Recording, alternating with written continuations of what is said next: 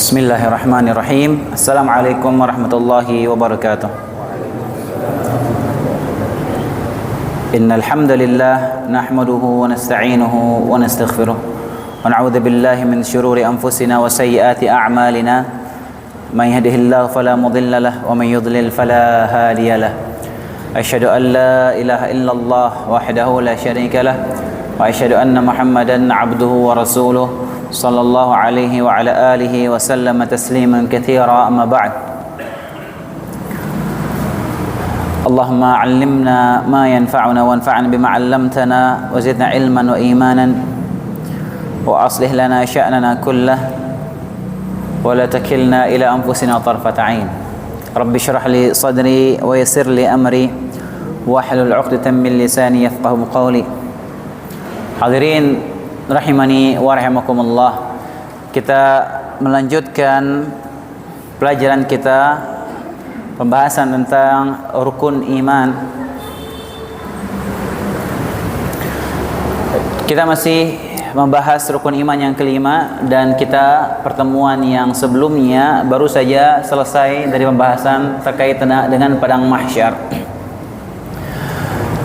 Setelah manusia dibangkitkan di hari kiamat nanti, kemudian mereka semua dikumpulkan di padang mahsyar. Kemudian apa yang terjadi di padang mahsyar sudah kita jelaskan panjang lebar. Kemudian juga di penghujung dari mahsyar tersebut ada haud, telaga Nabi SAW. Dan setelah selesai dari perkara padang mahsyar, kemudian Nabi SAW, sebagaimana kita jelaskan pada pekan lalu, tentang syafaat uzma, di mana Nabi SAW meminta kepada Allah Subhanahu Wa Taala agar Allah segera datang dan memulai persidangan, di mana manusia ketika itu sudah sangat kelelahan, sudah sangat ketakutan dengan keadaan yang sangat mengenaskan.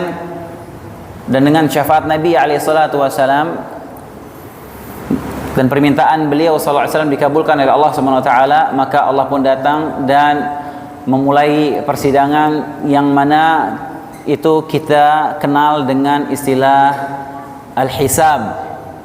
Dan sekarang kita akan masuk ke pembahasan tentang hisab. Hisab itu artinya, kalau dari segi bahasa, artinya perhitungan. Hisab itu artinya perhitungan. Kalau bahasa kita itu ibarat seperti diaudit. Jadi semua apa yang pernah kita kerjakan, yang pernah kita ucapkan, yang pernah kita lakukan, semuanya ketika di kehidupan dunia akan dihisab, diaudit oleh Allah Subhanahu Wa Taala, dan akan dipisahkan antara amalan atau ucapan yang baik dengan yang buruk. Kemudian dihisab, yang mana hisab inilah yang akan nantinya menentukan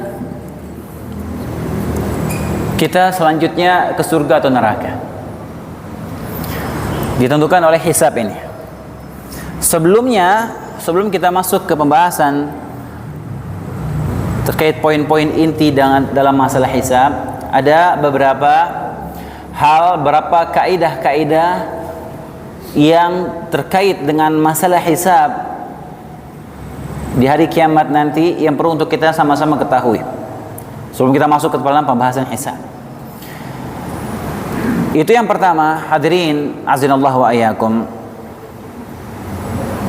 Yang pertama adalah perlu kita yakini bahwasanya keadilan Allah Subhanahu wa taala itu sempurna. Allah Maha Adil, dan Allah sama sekali tidak akan menzalimi hambanya sedikit pun. Tidak akan Allah zalimi. Dan Allah sudah tekankan ini dalam banyak ayat dalam Al-Quran, bahwasanya Allah SWT tidak akan zalim kepada hambanya ketika hisab. Allah tidak akan menzalimi hambanya ketika hisab. Gak ada istilah nanti pada hari hisab catatan amal ada yang ditambah-tambah, gak ada. Ada mungkin amalan yang kita nggak pernah lakukan, tiba-tiba ada di situ, nggak mungkin, mustahil, karena Allah tidak akan menzalimi hambanya. Allah SWT berfirman, Innallaha la yadhlimu mithqala dzarrah. Sungguhnya Allah tidak akan menzalimi hambanya walaupun sebesar biji dzarrah. Dalam ayat lain Allah Subhanahu wa taala berfirman, "Wala yadhlimu rabbuka ahada." sungguhnya Rabb kalian tidak akan menzalimi seorang pun. Demikian juga dalam ayat lain Allah Subhanahu wa taala berfirman, "Tsumma tuwaffa kullu nafsin ma kasabat wa hum la yudhlamun." Demikianlah setiap jiwa akan diberikan balasan yang sempurna sesuai dengan apa yang telah mereka lakukan dan mereka tidak akan dizalimi sedikit pun. Demikian juga Luqman ketika berkata kepada putranya, Allah SWT sebutkan dalam surat Luqman, "Ya bunayya, innaha in taku mithqala habbatin min khardalin fatakun fi sakhratin aw fis samawat aw fil ardi ya'ti biha Allah, innallaha latifun khabir." Luqman berkata kepada anaknya, kepada putranya, "Wahai putraku, sungguh jika ada satu perbuatan sebesar biji sawi, yang mana perbuatan tersebut yang sebesar biji sawi tersebut tersembunyi di dalam batu, atau tersembunyi di atas langit, atau tersembunyi di dalam bumi, maka pasti Allah akan datangkan perbuatan tersebut dan Allah akan berikan balasannya." Sungguh Allah maha lembut dan maha teliti. Artinya hadirin azanallahu wa iyyakum, Allah akan menghisab dengan hisab yang sempurna. Tidak ada satupun yang terluput dari hisab Allah Subhanahu wa taala. Yakin itu, dan Allah tidak akan menzalimi hambanya sedikit pun. Allah akan hisab dengan seadil-adilnya. Jangankan apa yang kita ucapkan, yang kita lakukan, mata kita melirik saja Allah tahu dan Allah akan hisab. Ya'lamu kha'inatal a'yun wa ma tukhfis sudur. Kata Allah, Allah mengetahui pengkhianatan lirikan mata kalian, Allah tahu, dan apa yang kalian sembunyikan dalam hati kalian Allah tahu. Karena perkara sedetail ini, Allah akan menghisab manusia dengan detail. Tidak akan ada yang luput.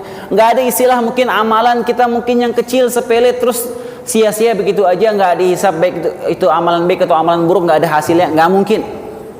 Karenanya kita jangan menyepelekan perkara yang baik walaupun kecil, jangan kita sepelekan. Karena Nabi SAW bersabda, "La tahqiranna minal ma'rufi syai'a." Jangan kalian meremehkan perkara ma'ruf walaupun sedikit, jangan.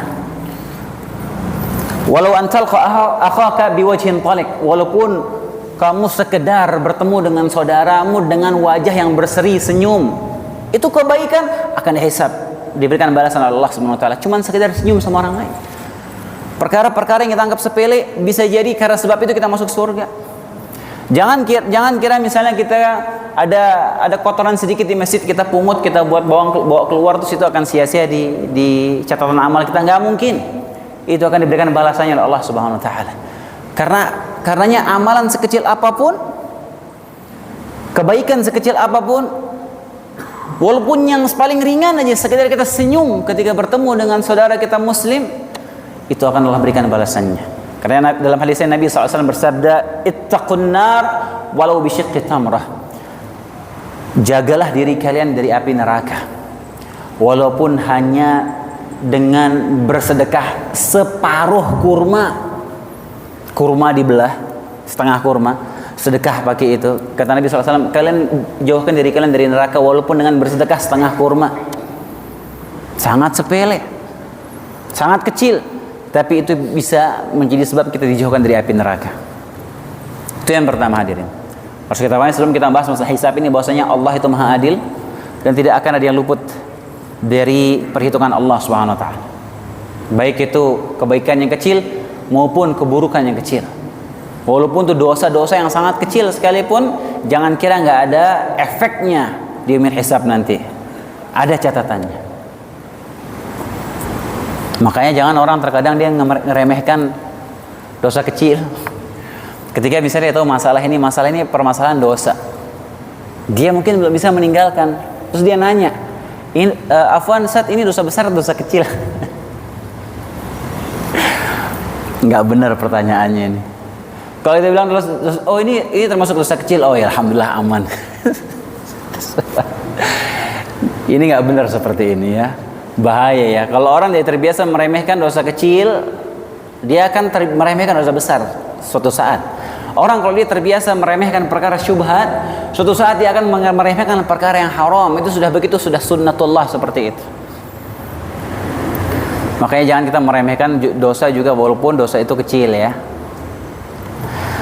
Kemudian yang kedua, Afwan sebelumnya ingat, walaupun dosa itu kecil ya, ini perlu dicatat baik-baik. Walaupun dosa itu dosa kecil, kita anggap ringan, kita anggap sepele, tetap akan berpengaruh bagi hati kita. Ini penting sekali untuk diingat. Dosa kecil, sekecil apapun dosa itu, dia akan menyebabkan satu titik hitam di hati kita, pasti. Apalagi kalau diulang-ulang terus setiap hari, ini dosa kecil nih. Setiap hari dosa kecil kita lakukan terus. Ya. Entah berapa titik hitam yang sudah ada dalam hati kita. Yang titik hitam itu nanti bikin kita malas ibadah, bikin kita sulit menerima nasihat, bikin kita sulit khusyuk dalam ketika beribadah, bikin kita malas gara-gara bintik hitam di hati itu. Gara-gara dari mana sumbernya? Gara-gara dosa kecil yang terus-terusan kita koleksi. Yang paling sederhana aja zaman sekarang nih hadirin. Dosa mengumbar pandangan.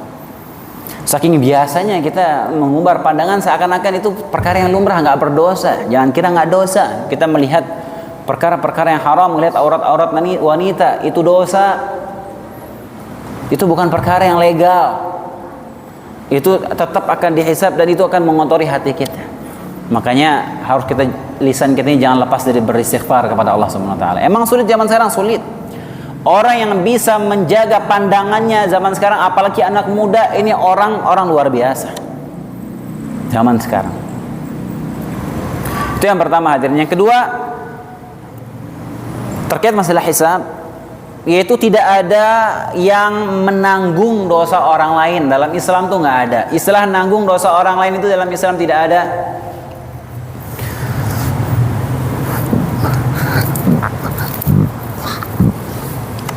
Masing-masing orang akan dihisab sesuai dengan apa yang mereka kerjakan. Allah Subhanahu wa taala berfirman, "Faman ihtada fa innama yahtadi li nafsihi wa man dhalla fa innama yadhillu 'alaiha."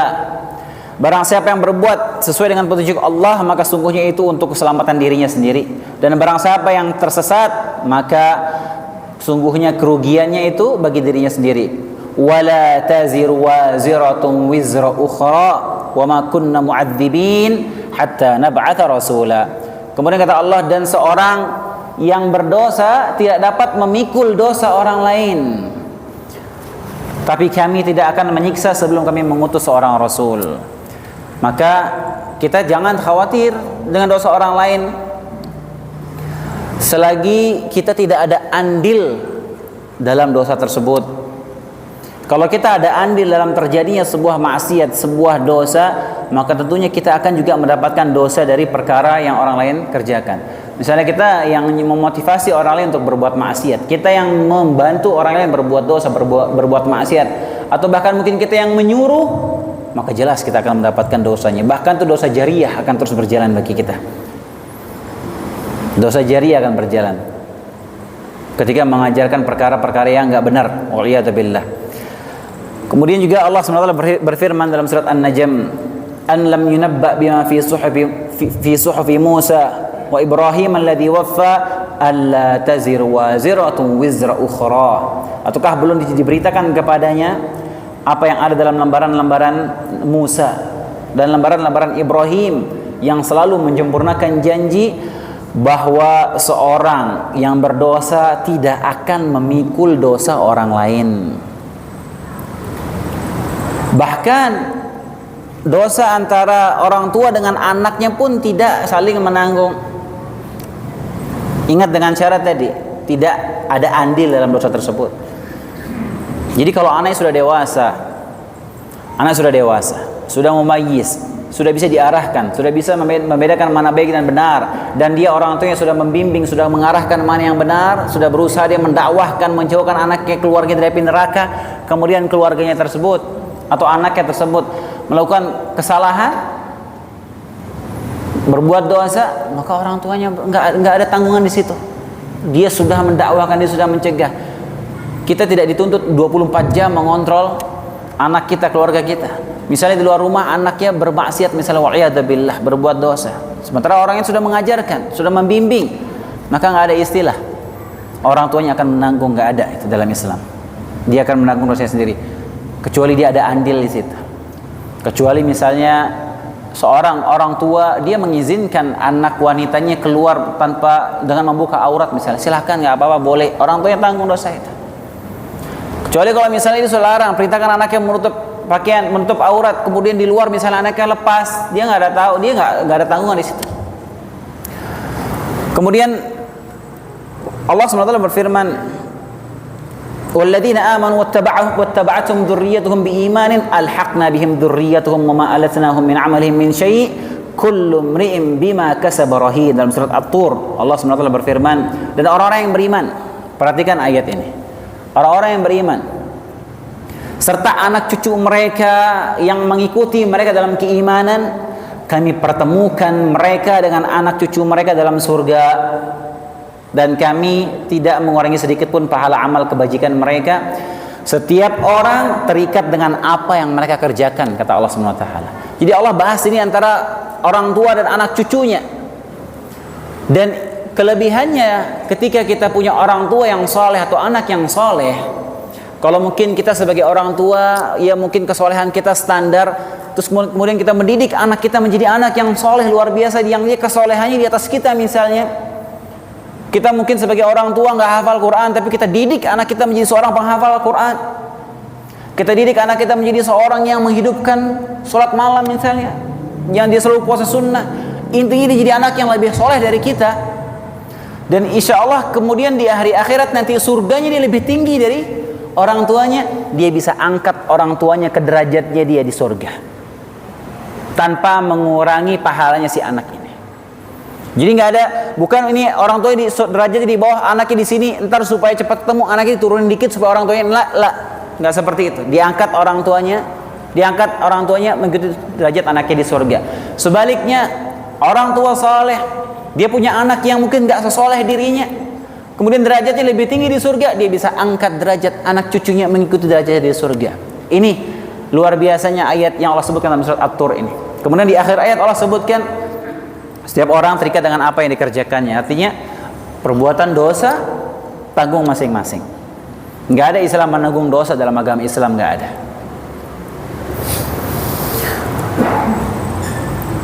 Kemudian hadirin azinallahu wa iyyakum,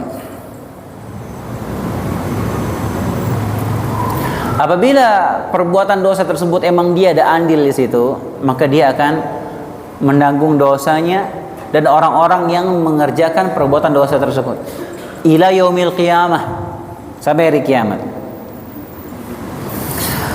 Allah SWT berfirman, wala yahmilanna athqalahum wa athqalan ma'a athqalihim, dan mereka benar-benar akan memikul dosa-dosa mereka sendiri dan dosa-dosa orang lain bersama dosa-dosa mereka.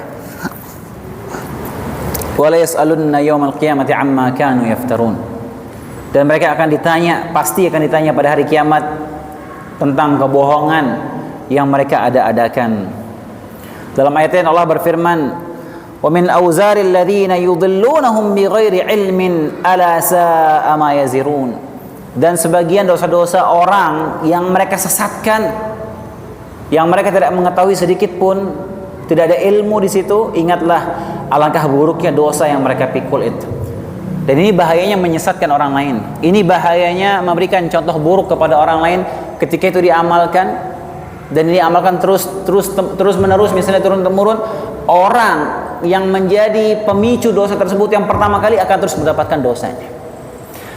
Karena dalam hadis Nabi SAW pernah menyebutkan, hadirin, bahwasanya tidaklah seorang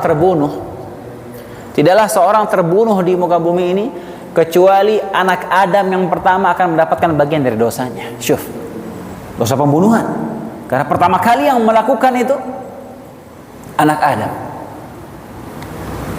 Ini bahayanya, istilahnya dosa jarih ini bahaya, hadirin, mengerikan.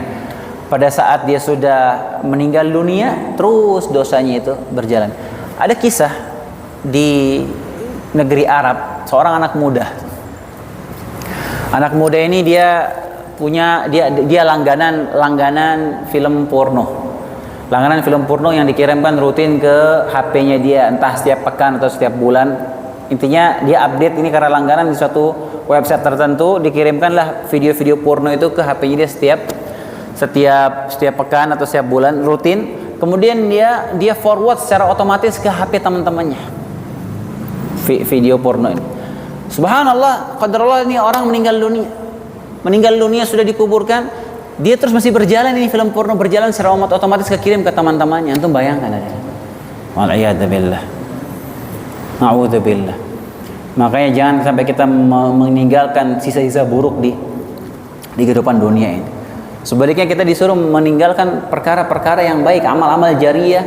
Karena setelah kita meninggal dunia ini pahalanya terus mengalir buat kita. Mengalir pahalanya ke kita yang kita sudah dalam kuburan. Dalam hadis Nabi SAW menyebutkan, man sanna fil islami sunnatan sayyi'atan kana alaihi wizruha wa wizru man amila biha min ba'dihi. Barang siapa yang mengajarkan, memulai kebiasaan buruk, memulai perbuatan dosa, maka dia akan mendapatkan dosanya dan dosa-dosa dari orang yang mengikutinya setelahnya akan mendapatkan dosanya. Wa'iyadzubillah. Itu yang kedua. Kemudian hal penting yang terkait dengan masalah hisab perlu kita ketahui sebelum kita masuk pembahasannya, itu bahwasanya para hamba akan diperintahkan oleh Allah SWT untuk melihat catatan amalnya. Allah SWT berfirman, wa kullu insanin alzamnahu ta'irahu fi 'unuqihi wa nukhrij lahu yawmal qiyamati kitaban yalqahu manshura iqra' kitabaka kafa bi nafsika al-yawma 'alayka hasiba. Dan setiap manusia telah kami kalungkan catatan amal perbuatannya di leher mereka, dan pada hari kiamat kami keluarkan baginya sebuah kitab dalam keadaan terbuka. Kemudian dikatakan kepadanya, bacalah kitabmu, cukuplah dirimu sendiri pada hari ini sebagai penghitung atas dirimu sendiri. Subhanallah. Coba kita renungi ayat ini hadirin. Nanti kita di hari kiamat akan dibagikan rapot semua tanpa terkecuali, dan kita disuruh baca rapot kita sendiri semuanya.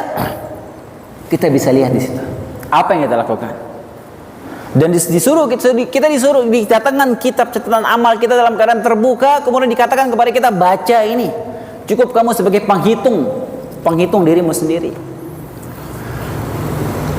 Coba bagaimana kalau seandainya isi rapot kita itu jeblok semua, maksiat, dosa ini, dosa itu, ini pada waktu ini nauzubillah tanggal sekian nonton film porno, ini ngelirik ini godain istri orang, ini berdusta, ini makan riba, ini berbohong, ini gibahin orang, ini zalimin orang, begini. Gimana rasanya itu kalau hari kiamat kita lihat itu, ketika kita mau dihisab, kita ditunjukkan catatan amal. Coba antum bayangkan kebalikannya, ketika antum dihadapkan kitab, disuruh baca kitabmu, antum lihat isinya, pagi jam 8 salat duha, sebelumnya jam 7 zikir pagi, habis subuh zikir pagi, ini salat subuh berjamaah di masjid, ini salat sunnah, ini zikir pagi, setelah itu salat duha, habis itu ini bekerja cari nafkah, oh di jam segini sedekah, oh zuhur ke masjid, oh salat qabliyah, salat ba'diyah, habis itu ini malam kajian, begini bercanda sama istri, bercanda sama anak, wah subhanallah, zikir sore, pada jam sekian ini beristighfar, pada jam ini bertasbih kepada Allah, subhanallah bihamdi, subhanallah bihamdi. Itu isi catatan kita. Kita isi catatan amal kita itu biar isinya seperti itu. Kita baca dan menerima dengan bangga kita. Karena tadi disebutkan orang ketika dia terima kitabnya dan isi kitabnya bagus, dia bangga, dia kembali kepada keluarganya, kerabat terdekatnya, disuruh baca kitabku ini. Ha umuqra'u kitabiyah, baca kitabku ini, dengan bangga dia menunjukkan kitabnya. Sebaliknya orang isi kitabnya buruk, celaka aku dia, malu dia. Nah, ini sekarang kita ibarat ini, sekarang kita sedang menulis buku karya kita sendiri. Sekarang ini kita sedang menulis buku karya kita sendiri, yang buku itu akan selesai dan akan kita terima, dicetak nanti di yaumil hisab. Begitulah perumpamaannya. Jadi catatan amal kita akan diperlihatkan oleh Allah Subhanahu wa taala. Semua masing-masing kita akan melihat dalam keadaan terbuka. Jadi kita semua bisa lihat apa yang pernah kita lakukan di dunia, bahkan mungkin sebagian kita lupa, Darin. Sebagian dosa kita lupa, kita pernah lakukan dosa itu, Tapi Allah tidak akan lupa. Karena Allah berfirman, ahsahullahu wa nasuh. Allah mencatat, Allah hitung semua, tapi mereka lupa sama yang mereka kerjakan. Karena mungkin dia ngeliat buku catatan baru, dia ingat, ya Allah, dulu pernah begini, dulu pernah begitu. Kemudian dalam ayat lain Allah SWT berfirman, Yawma tajidu kullu nafsin ma 'amilat min khairin muhdara wa ma 'amilat min su' tawaddu law anna bainaha wa bainahu amadan ba'ida wa yuhadzirukumullahu nafsah wallahu raufun bil 'ibad. Kata Allah SWT, ingatlah pada hari ketika setiap jiwa akan mendapatkan balasan atas kebaikan yang telah dikerjakan, dihadapkan kepadanya. Dihadapkan oleh Allah SWT kebaikan-kebaikan yang mereka lakukan. Begitu juga dengan balasan kejahatan, keburukan yang telah dikerjakan. Kemudian dia berharap sekiranya ada jarak jauh antara dia dengan hari itu, dan Allah memperingatkan kamu akan dirinya, akan siksa Allah SWT. Allah Maha Penyayang terhadap hamba-hambanya. Kemudian dalam ayat lain Allah berfirman, alimat nafsum ma qaddamat wa akharat, dalam surat Al-Infitar.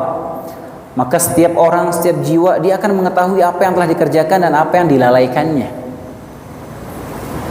Kemudian juga dalam surat Al-Kahfi Allah berfirman, wa wudi'al kitab, kemudian diletakkan kitab catatan amal. Fataral mujrimina musyfiqina mimma fih, kemudian orang-orang yang berdosa, orang-orang yang banyak dosa, dia merasa ketakutan terhadap apa yang tertulis di buku itu, tertulis di dalamnya. Kemudian mereka berkata, ma li hadzal kitab la yughadiru saghiratan wala kabiratan illa ahsaha. Buku apa ini? Gak ada yang luput dari catatan buku ini, mau yang besar mau yang kecil semua tercatat di buku ini. Wa wajadu ma 'amilu hadira wala yadhlimu rabbuka ahada, dan mereka akan mendapatkan apa yang telah mereka kerjakan di dunia tertulis di hadapan mereka semua, dan Allah sekali-kali tidak menzalimi hambanya. Subhanallah. Makanya perlu kita ingat, tadi kita sebutkan di awal, nggak akan ada yang luput. Sekecil apapun dosa, sekecil apapun maksiat, sekecil apapun perbuatan baik, ibadah, amal soleh, semua akan kita dapati di buku itu nanti pada hari kiamat. Kemudian berikutnya hadirin azinallah wa ayyakum, terkait dengan hisab ini, yaitu akan dihadirkannya para saksi ketika yaumul hisab nanti. Dan berdasarkan dalil-dalil yang ada, saksi-saksi yang akan hadir, yang akan bersaksi pada hari yaumul hisab nanti itu ada banyak. Di antaranya yang pertama, Allah Subhanahu wa taala. Allah Subhanahu wa taala sendiri yang akan menjadi saksi. Ini yang pertama. Allah Subhanahu wa taala berfirman, "Innallaha kana 'ala kulli syai'in syahida." Sungguhnya Allah menyaksikan segala sesuatu. Enggak ada yang luput dari kesaksian Allah Subhanahu wa taala. Kemudian yang kedua yang akan menjadi saksi yaitu para rasul. Para rasul akan menjadi saksi. Ibnu Mas'ud radhiyallahu taala anhu, sahabat yang mulia, pernah membacakan Al-Qur'an di hadapan Nabi sallallahu alaihi wasallam. Kemudian Ibnu Mas'ud sampai kepada ayat dalam surat An-Nisa, fa kaifa idza ji'na min kulli ummatin bi syahidin wa ji'na bika 'ala haula'i syahida. Ketika Ibnu Mas'ud sampai baca ayat ini di hadapan Nabi sallallahu alaihi wasallam, dan bagaimanakah keadaan orang kafir nanti jika kami mendatangkan seorang saksi yaitu Rasul dari setiap umat, dan kami mendatangkan engkau wahai Muhammad sebagai saksi atas mereka. Ketika sampai ayat ini, Ibnu Mas'ud menceritakan Nabi SAW berkata kepada Ibnu Mas'ud, hasbukal an, cukuplah. Kemudian Ibnu Mas'ud menoleh ke arah Nabi SAW. Ibnu Mas'ud melihat Nabi SAW meneteskan air matanya. Maksudnya adalah setiap umat itu akan ada Rasul yang menjadi saksi atas perbuatan mereka. Jadi sekiranya nanti suatu umat dia menolak ajaran Nabi mereka atau Rasul mereka di masa itu, maka Rasul tersebut akan menjadi saksi bagi mereka pada hari kiamat. Demikian juga Nabi Muhammad SAW akan menjadi saksi bagi orang Quraisy bagi mereka yang menolak risalah Nabi Muhammad SAW. Kemudian juga yang disebutkan akan menjadi saksi pada hari kiamat nanti yaumul hisab, yaitu umat Nabi Muhammad SAW. Jadi umat Nabi Muhammad SAW, di antara kemuliaan umat ini, itu umat ini akan menjadi saksi bagi umat-umat yang lainnya. Ini di antara kemuliaan umat Nabi Muhammad SAW. Allah SWT berfirman, wa kadzalika ja'alnakum ummatan wasata. Demikianlah kami menjadikan kalian umat pertengahan, litakunu syuhada'a 'alan nas wa yakuna ar-rasulu 'alaikum syahida, agar kalian menjadi saksi atas perbuatan manusia dan agar Rasul yaitu Muhammad menjadi saksi atas perbuatan kamu, atas perbuatan kalian. Jadi disebutkan dalam sebuah hadis, ya, Nabi alaihi wasallam bersabda, dalam sebuah hadis Nabi SAW menceritakan, jadi nanti pada hari kiamat nanti ada seorang nabi yang datang bersamanya 2 orang laki-laki. Ada seorang nabi yang datang bersamanya 3 orang. Ada yang lebih dari itu, ada yang kurang dari itu. Jadi setiap nabi akan datang pada hari kiamat dengan membawa umatnya. Jadi ada nabi yang dia berdakwah yang pengikutnya cuma 2 orang. Seorang nabi yang dia berdakwah, yang ikut, yang beriman sama dia cuma 2 orang. Ada yang cuma 3 orang. Ada yang nggak bawa umatnya sama sekali karena nggak ada yang beriman sama dia. Dan Nabi akan datang dengan umatnya yang paling besar nanti pada hari kiamat. Kemudian ketika itu Allah Subhanahu wa taala dikatakan kepadanya, apakah kamu telah menyampaikan ajaran Allah kepada kaummu? Ditanya kepada para nabi tersebut. Maka para nabi tersebut menjawab, iya. Maka kaumnya dipanggil, kaumnya ditanya, apakah ia telah menyampaikan kepada kalian? Kaumnya berkata tidak. Maka dikatakan kepada nabi tersebut, siapa yang menjadi saksi atas pernyataan itu? Ketika nabi nanti didustakan oleh kaum, apakah nabimu ini sudah menyampaikan risalah? Kaumnya bilang enggak, dia nggak pernah menyampaikan. Kemudian siapa yang menjadi saksi? Maka nabi tersebut minta yang menjadi saksi Muhammad dan umatnya.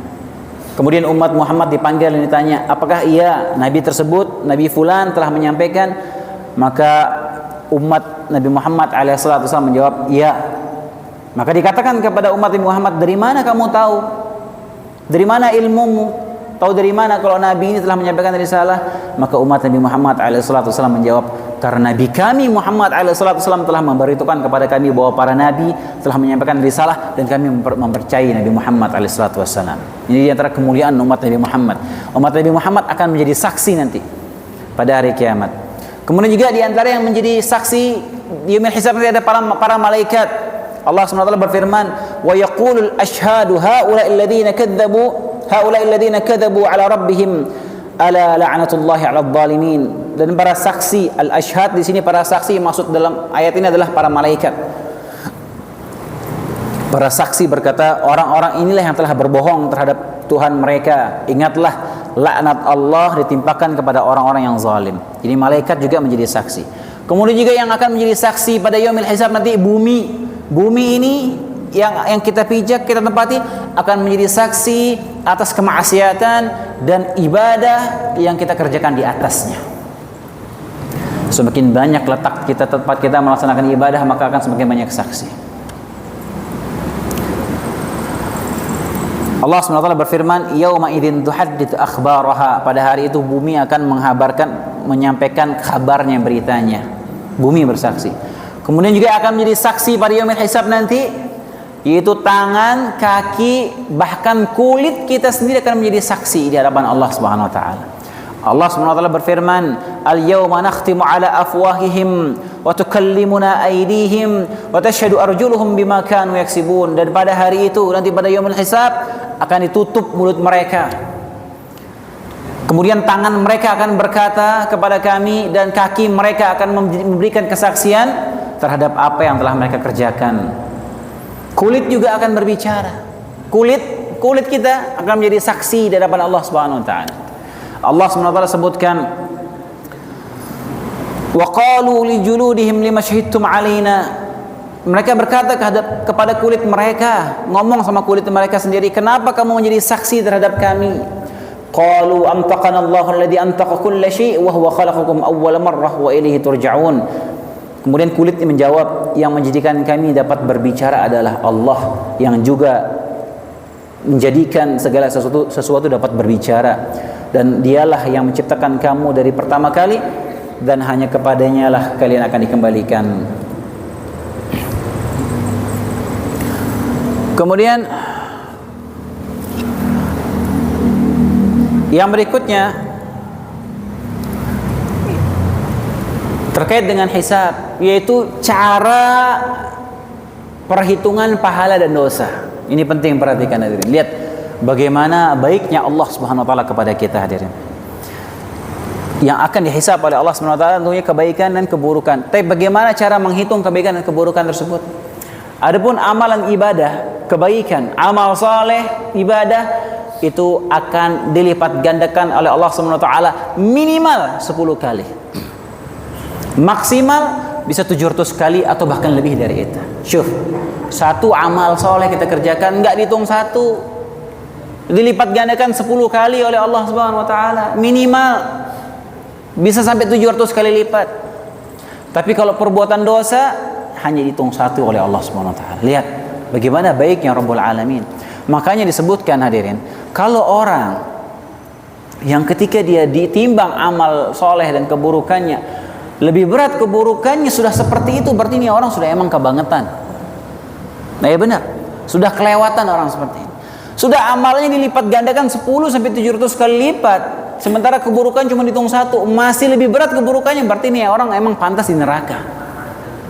Na'udzubillah. Lihat, Allah SWT berfirman dalam surat Al-An'am, "Man jaa'a bil hasanati falahu 'asyru amsalha, wa man jaa'a bis sayyi'ati fala yujza illa mithlaha wa hum la yuzlamun."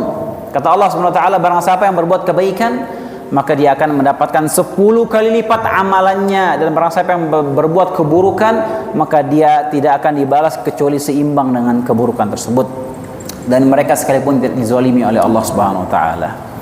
Subhanallah. Lihat bagaimana sayangnya Allah SWT sama kita. Makanya dalam ayat tentang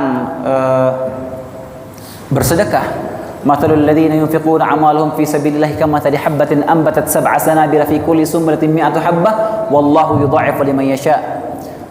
Perumpamaan orang yang menginfakkan hartanya, bersedekah, keluarin hartanya di jalan Allah Subhanahu wa taala, berinfak, seperti dia menanam satu benih. Yang satu benih ini akan mengeluarkan 7 bulir, yang dari setiap bulir ini akan mengeluarkan 100 biji. Artinya berapa jadinya itu? 700 sedekah. Jadi orang ketika sedekahkan hartanya, menginfakkan hartanya, seperti dia menanam satu benih ini mengeluarkan 7 bulir, 7 bulir ini akan mengeluarkan 100, masing-masing bulir mengeluarkan 100 biji. Wallahu yudha'ifu liman yasha, Allah melipat gandakan bagi yang Allah kehendaki, kata Allah Subhanahu wa taala. Allah wallahu wasi'un alim. Jadi sedekah itu dilipat gandakan oleh Allah Subhanahu wa taala sampai 700 kali lipat. Udah seperti ini masih kalah berat dia punya amal soleh dibandingkan amal keburukannya, sini orang udah kebangetan. Belum lagi sampai di situ, Allah sediakan bagi kita waktu-waktu, momen-momen tertentu yang di situ kalau kita beribadah dilipat gandakan ibadah kita oleh Allah Subhanahu wa taala. Contohnya seperti apa? Kita beribadah di bulan Ramadan. Kita beribadah pada malam Lailatul Qadar. Kita beribadah di 10 hari terakhir bulan Dzulhijjah. Kita beribadah di tanah suci. Ini Allah jadikan amal saleh di situ dilipat gandakan. Jadi semakin besar pahala yang bisa kita kerjakan. Ini rahmat dari Allah Subhanahu wa taala. Kemudian